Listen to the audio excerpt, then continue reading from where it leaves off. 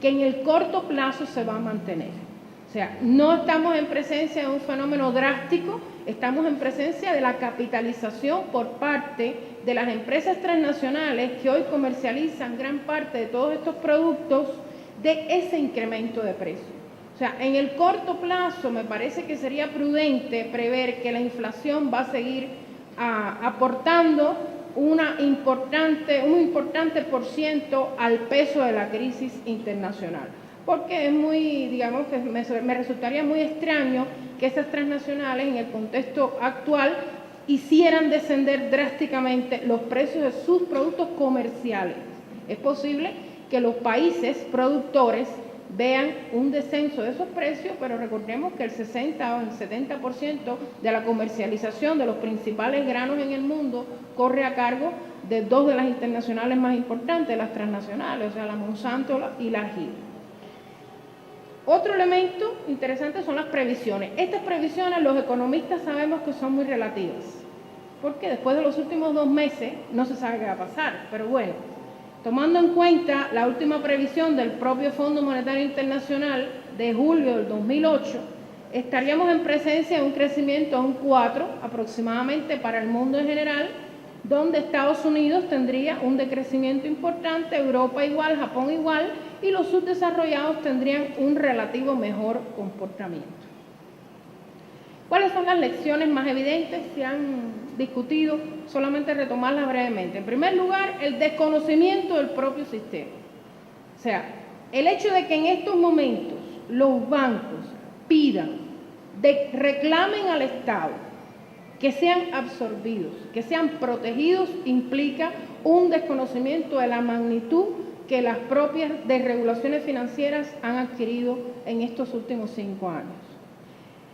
Y otro elemento importante es que la propia economía capitalista no tenía elementos sobre el impacto real que podía provocar la crisis. Ello se refleja en la lentitud con que se han estado adoptando las medidas.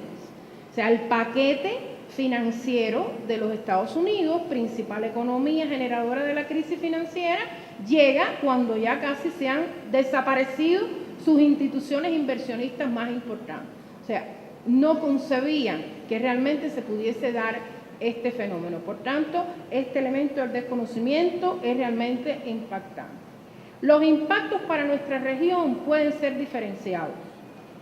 Todo depende fundamentalmente de la capacidad económica y de desarrollo social alcanzado por las economías que estamos analizando. Para algunas regiones, las condiciones económicas puede que sean algo mejor. Para otras, ya las condiciones económicas, de hecho, son muy negativas. Dígase el Caribe, dígase Centroamérica, dígase México, pero evidentemente hay una diferenciación importante que está dada por el crecimiento económico y la generación de pobreza observada en los últimos 10 años en cada una de estas subregiones. Y si a ellos le adicionamos el potencial destructivo del clima y el efecto que han tenido los recientes huracanes desde el año pasado acá en algunas de las regiones, pues estaríamos posiblemente avisorando elementos mucho más negativos para esas regiones que los que pudiéramos, digamos, manejar de forma inmediata. Hay un elemento interesante. En el pasado, las crisis de crédito han estado asociadas a la deflación. Hemos visto que en un periodo, digamos, a corto plazo, es posible que la inflación siga teniendo un impacto importante en nuestras economías subdesarrolladas antes que se traduzca realmente el efecto de esta crisis a las economías de la región. Sin embargo, es preciso apuntar que en algún momento probablemente llegue ese fenómeno de deflación si la crisis se instala como una crisis global. Yo asumo que ya la crisis financiera, igual que muchos de los colegas acá, ya ha dejado de ser una crisis financiera restringida al sistema financiero para iniciar su impacto en la economía real norteamericana.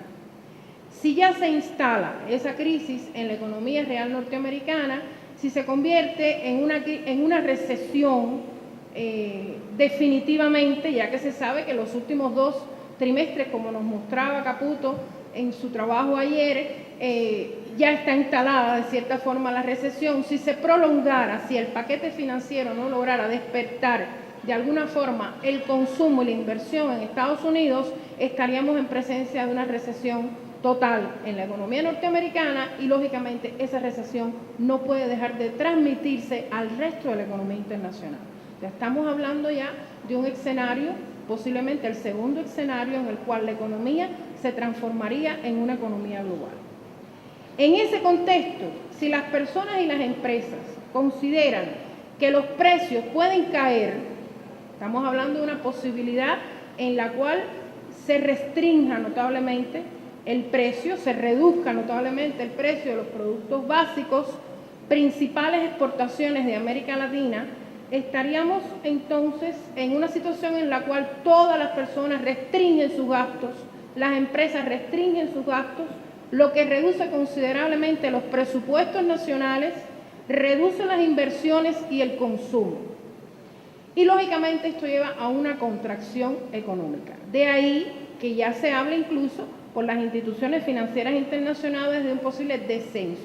Aunque el descenso en el crecimiento económico básicamente se sustenta en estos momentos en el tema de la inflación. Sin embargo, si se producen todos estos otros elementos, estaríamos en una contracción importante del crecimiento y del desarrollo propiamente de la región. En este caso, sería importante reanalizar los presupuestos fiscales. Independientemente de la heterogeneidad que tiene nuestra región, hay determinadas partidas que históricamente siempre resultan afectadas cuando se produce una crisis, que es el tema de los presupuestos sociales. O sea, se pudiera hablar incluso de una política fiscal que tratara de no reducir, porque realmente en medio de una crisis de esa característica y teniendo los antecedentes de crisis anteriores, los presupuestos fiscales pueden reducirse aún más. Se produce una contracción de la producción, de la inversión, del consumo y por tanto de las contribuciones al presupuesto. Por tanto, los estados van a estar en una capacidad sumamente disminuida para poder manejar sus presupuestos fiscales. Y en ese contexto, aunque no queramos, las políticas nacionales van a tratar de predominar por encima de las políticas regionales.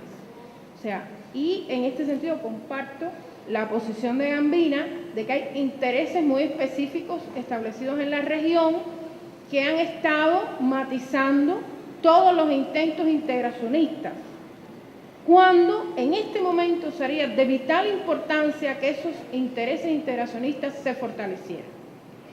Es importante tomar en cuenta este elemento. Otro elemento importante es la restricción del crédito. O sea, la restricción del crédito es el elemento que matiza todo el proceso de la crisis, porque evidentemente los bancos se protegen, unos se protegen, otros se arruinan, otros son reabsorbidos. Por tanto, la restricción de los créditos va a ser importante. De ahí, de nuevo, la importancia de un fortalecimiento de aquellos mecanismos que sea posible fortalecer, en los cuales los países muestren su interés para tratar de recuperar una cierta capacidad de financiamiento para proceder a mantener determinados proyectos, ya sean industriales o sociales en la región. Gobierno Bolivariano.